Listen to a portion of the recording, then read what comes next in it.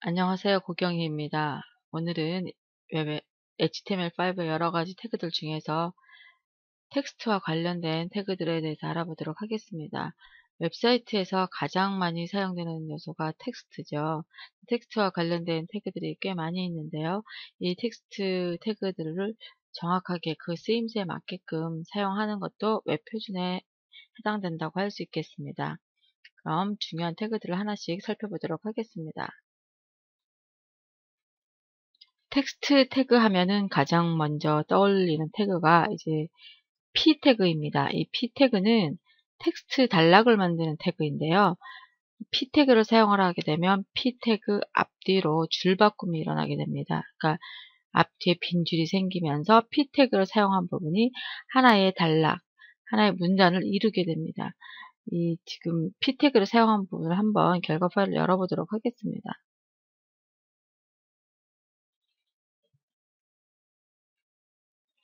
지금 한번 결과 파일을 보면은요. 입실은 오후 3시, 퇴실은 오전 11시입니다. 라는 부분을 P택으로 묶게 되면 입실은 오후 3시, 퇴실은 오전 11시입니다. 라고 이렇게 하나의 단락을 이루게 됩니다. 그리고 여기서 보시면 이곳은 관광지가 아닌 길농사를 짓는 중산간 마을입니다. 라는 부분도 마찬가지로 이곳은 관광지가 아닌 길농사를 짓는 중산간 마을입니다. 이렇게 P 태그로 시작하고 끝나는 부분이 하나의 덩어리가 됩니다. 또한 이 바베큐라는 부분부터 시작해서 고맙겠습니다까지가 하나의 P 태그로 이루어져 있죠. 시작하는 태그와 끝나는 태그로 이루어져 있기 때문에 이 부분이 하나의 텍스트 단락으로 되어져 있고요. 중간에 내가 줄을 바꾸고 싶은 부분에 BR 태그를 사용을 해서 줄 바꿈을 해주게 됩니다. 이런 경우에 완성된 단락을 보면요. 이게 하나의 세 줄이 하나의 단락입니다. 그리고 중간에 BR 태그가 들어갔던 합니다 다음과 하시되 다음에서 줄 바꿈이 일어나는 것을 볼 수 있습니다. 즉 지금 이 결과 화면에서 보는 것처럼 P 태그로 묶어준 부분은 하나의 덩어리가 돼요. 텍스트 하나의 덩어리가 되고요. 줄 바꿈은 BR 태그를 이용을 해서 만든 것을 볼 수가 있습니다. 근데 예전에 P 태그와 BR 태그를 잘못 배우신 분들을 보면 BR 태그를 2번을 이용을 하면은 P 태그 한 번을 사용한 것처럼 이렇게 단락 형태를 만들 수가 있어요. 그러니까 결과 화면을 봤을 때는 같은 것처럼 보이지만 실제로 P 태그와 BR 태그의 쓰임새는 다릅니다. P 태그는 텍스트 단락을 만드는 거고요. BR 태그는 단순히 그 자리에서 줄바꿈을 하는 거예요. 그래서 원래 태그가 갖고 있는 용도, 그 용도에 맞게끔 써주는 것이 웹 표준에 맞는 문서를 만드는 것입니다. 그 용도에 맞게 쓰는 태도가 필요합니다. 그리고 두 번째 보려는 태그는 이제 블럭 쿼트라는 태그입니다. 이 블럭 쿼트라는 태그는요, 문서 안에 다른 사이트나 다른 곳에 있는 내용을 내가 인용하려고 할 때 사용하는 태그입니다. 블럭 쿼트라는 태그를 사용을 할 때 여기 빨간 글씨로 표시된 부분이 보이시죠? CITE라는 속성을 함께 사용을 할 수가 있습니다. 이 사이트라는 속성은 내가 인용한 사이트의 주소를 함께 표현을 하는 것입니다. 블럭 쿼트가 이제 다른 곳에서 다른 사이트에 있는 내용을 인용을 한 것이라고 그랬는데 제가 인용한 HTML은부터 시작해서 불러올 수 있다까지가 제가 인용한 문장이에요. 그리고 인용한 문장은 www.w3.org라는 이곳에 있는 것을 제가 옮겨온 것이거든요. 실제 인용한 곳의 주소는 여기다라고 지금 알려주는 것이죠. 자, 이것을 웹사이트에서 그러니까 웹브라우저로 한번 실행한 모습을 보면은요. 지금 여기에 인용한 부분입니다. 그러니까 실제 원래 텍스트가 표시되는 위치는 여기 HTML이라는 제목 위치인데 블럭 쿼트로 표현을 하게 되면 이만큼 들여써지게 됩니다. 그래서 문서 안에서 블럭 쿼트라는 태그를 이용을 하면 이만큼 들여써지면서 다른 텍스트와 구별이 되고 이걸 보는 순간 이게 다른 곳에 있는 내용을 인용한 것이구나 라고 알 수가 있게 됩니다. 그리고 사이트라는 속성을 이용을 해서 제가 인용한 곳에 그 주소를 표시를 해줬지만 웹브라우저 상에는 드러나지 않습니다. 그러니까 그 브라우저만 인식하고 있을 뿐이지 실제 웹브라우저 화면에는 드러나지 않습니다. 그다음에 세 번째 알아보려고 하는 태그는 PRE 태그입니다. HTML의 HTML 태그의 특징 중 하나가 웹상에서 아무리 많은 공백이 있더라도 딱 하나만 웹브라우저 창에 보여준다는 거예요. 이 책을 이제 쭉 앞에서 1장부터 공부하신 분들은 쉽게 이해하시는 내용인데요. 스페이스바를 뭐 대여섯 번 아무리 눌러도 실제 웹브라우저 창에는 공백이 딱 한 칸만 표시가 됩니다. 근데 내가 지금 보시는 것처럼 이렇게 어떤 함수, 자바스크립트 함수를 화면에 표시한다든지 아니면 여러 칸의 공백을 화면에 표시해야 될 경우 이럴 때 사용할 수 있는 태그가 PRE 태그입니다. 이런 PRE 태그는요. PRE 태그가 이렇게 열어주고 닫는 태그 사이에 입력하는 모든 내용을 입력한 그대로 화면에 표시해 주는 거예요. 지금 여기 보시면은 펑션 앞에도 여러 칸의 공백을 뒀잖아요. 그 공백도 그대로 표시해 주고 var이라는 변수 선언 앞에 있는 이 여백도 그대로 화면에 표시를 해줍니다. 그리고 h3라는 이 제목을 나타내는 태그를 세 줄에 걸쳐서 나타냈는데 원래 이 PRE 태그가 없으면 HTML 특징의 그 원래 특성에 따라서 한 줄로 표시가 될 거예요. 근데 프리 태그가 있기 때문에 세 줄에 그대로 그 사용자 입력한 형태 그대로 화면에 표시가 됩니다. 브라우저 창을 보시면은요. 자, 이게 제목이 세 줄로 표시가 된 것도 볼 수가 있고 자바스크립트 함수가 그대로 나타난 것도 볼 수가 있습니다. 이 프리 태그는 우리가 웹사이트 상에 뭐 CSS 태그나 소스나 HTML 소스를 표현하려고 할 때 많이 사용하는 방법입니다. 그 다음에 또 알아볼 태그는 이제 마크 태그입니다. 자, 이제 마크 태그는 예전에 뭐 HTML4에서도 여러분들이 가끔 보셨을 텐데 웹사이트 상의 어떤 중요한 부분, 중요한 텍스트에다가 형광펜으로 그어놓은 듯한 효과를 내고 싶을 때가 있었습니다. 그러니까 이 부분을 강조하고 싶어요. 그래서 노란색 형광펜으로 쭉 그어놓은 듯한 효과를 내고 싶다. 그랬을 경우에 예전에는 CSS를 이용을 했어야 했습니다. 한번 지우고 마크라는 걸 한번 지우고 해볼게요. 마크란 태그가 없었을 때 어떤 식으로 했었냐면요. 이렇게 액센트라는 이런 클래스를 선언을 해줬습니다. 이게 지금 CSS를 이용하는 방법이에요. 선언을 해주고 이 액센트라는 CSS의 배경 색상은 이렇게 선언을 해주고 그리고 여기 가서 뭐 P 클래스는 어쩌고 저쩌고 이렇게 다 지정을 했었어요. 여기 마크도 한번 지워보겠습니다.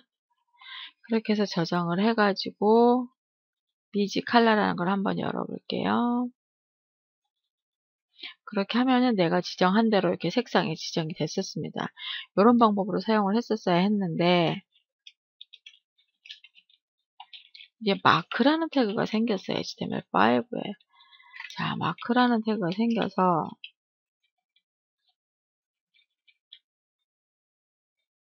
한번 여기다 마크를 넣어보도록 하겠습니다. 이거를 한번 불러와 볼게요. 단지 마크만 붙여도 이렇게 마치 노란색 형광펜으로 그어놓은 듯한 효과를 낼 수가 있습니다. 아주 간단하게 효과를 만들 수가 있죠. 내가 우리 보통 마킹한다 그러잖아요. 형광펜으로 특정한 부분에다가 마킹한 것과 같은 효과를 낼 수가 있습니다. 물론 CSS를 이용을 해서 마크에다가도 색상을 입혀가지고 내가 마킹한 색깔, 형광펜 색깔도 바꿀 수가 있습니다. 이렇게 뭐 초록색으로 바꿀 수도 있고요. 그건 여러분들이 CSS를 배우고 난 다음에 얼마든지 바꿀 수 있는 부분입니다. 그 다음에 살펴볼 태그는요. 예, 타임 태그입니다. 자, 지금 이 부분에 타임 태그가 쓰인 걸 보실 수가 있는데요. 이 타임 태그는 뭐 앞에서 마크 태그를 사용을 하면 그 태그를 사용한 부분이 뭐 마킹이 돼서 형광색 편으로 바뀐다든지, 아니면 블랙커트 태그를 사용을 하면 그 부분이 뭐 인용문이라고 해서 다른 텍스트보다 들여 써진다든지 이렇게 변화를 가져오는데, 타임 태그는 사용한다 해서 그 부분이 바뀌진 않습니다. 어떤 겉으로 보이는 변화가 생기진 않아요. 대신에 무슨 차이가 있냐면, 우리가 그냥 2012.9.2라는 부분은 우리가 눈으로 볼 때는 날짜지만 브라우저가 인식을 할 때는 그냥 텍스트예요. 이게 날짜인지 시간인지 아니면 숫자인지 글자인지 브라우저는 전혀 모릅니다. 단순한 텍스트입니다. 근데 여기다가 time이라는 태그를 붙여주면, 아, 이게 시간이거나 날짜겠다. 날짜거나 시간이라는 걸 얘가 알 수가 있습니다. 특히 데이트 타임 이퀄 해가지고 2012-09-02라고 하면 정확하게 얘가 2012년 9월 2일이라고 얘는 정보를 정확하게 인식을 하게 됩니다. 시멘틱이 여기서 적용이 되는 거죠. 그러니까 그냥 단순한 텍스트가 아니고 2012년 9월 2일이라는 정보가 되는 것입니다. 이 정보가 되면 검색 사이트에서 검색을 할 때 2012년 9월 정보를 찾아달라고 하면 정확하게 이곳의 정보를 찾을 수가 있게 되는 것입니다. 또는 스크린 리더로 정보를 시각장애인에게 읽어줘야 할 경우에도 이게 그냥 단순히 숫자거나 텍스트가 아니라 날짜라는 사실을 시각장애인에게 정확하게 전달을 할 수가 있게 됩니다. 타임이라는 태그는 텍스트가 단순 텍스트가 아니라 시간이거나 날짜라는 사실을 전달해주는 태그입니다. 타임 태그 안에서 이 부분이 날짜인지 시간인지 또는 날짜와 시간이 전부 다 들어간 건지 국제표준시인지 지역시간인지 지정한 내용에 대해서는 책에 좀 더 자세하게 설명이 되어 있습니다. 참고하시고요. 다음 알아볼 태그는요. 글자를 진하게 하거나 이탈릭체로 바꾸는 태그에 대해서 알아보도록 하겠습니다. 글자를 진하게 바꾸는 태그는 두 가지가 있습니다. 스트롱 태그와 B 태그가 있어요. 그 다음에 글자를 이탈릭체로 바꾸는 태그는 EM 태그와 I 태그가 있습니다.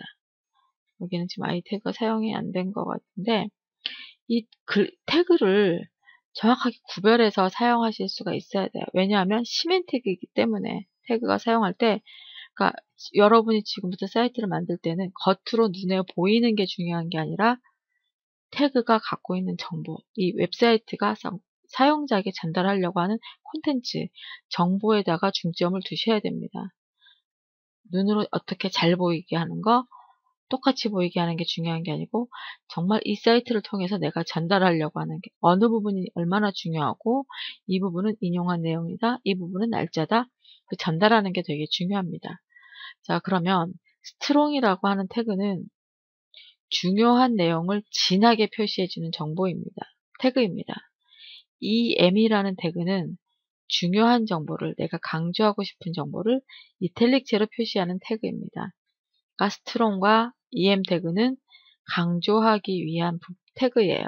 진하게 하거나 이탈릭체로 표시해서 강조하기 위한 거고요. B 태그와 I 태그는 진하거나 이탈릭체로 표시하는데 강조의 의미는 없습니다. 단순히 진하게 하거나 단순히 이탈릭체로 표시하는 거예요.